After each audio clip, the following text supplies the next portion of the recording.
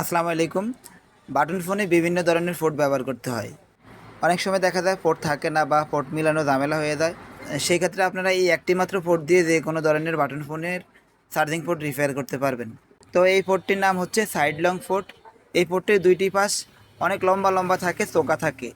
আর এই জন্যই এই পোর্টটি যে কোনো ধরনের বাটন ফোনে খুব সহজভাবে ব্যবহার করা যায়। তো পোর্টটি লাগানো শিখতে হবে, না হয় আপনারা এই পোর্টটি ব্যবহার করতে পারবেন না। তো প্রথমে আপনারা পোর্টটি একটু সোল্ডারিং করে পোর্টকে এইভাবে ধরে পোর্টের এক পাশ আগে লাগাবেন, যে পাশটি ক্লিয়ার থাকে।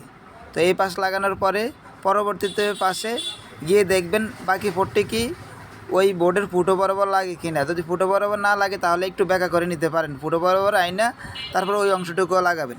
এরপর দেখবেন পোর্টটি ব্যাকা রয়েছে কি না, ব্যাকা থাকলে একটু সাইড দিয়ে বরাবর এনে এরপর হালকা হিট দিয়ে সোল্ডারিং করে দিলে পোর্টটি অ্যাকুরেট হয়ে যাবে।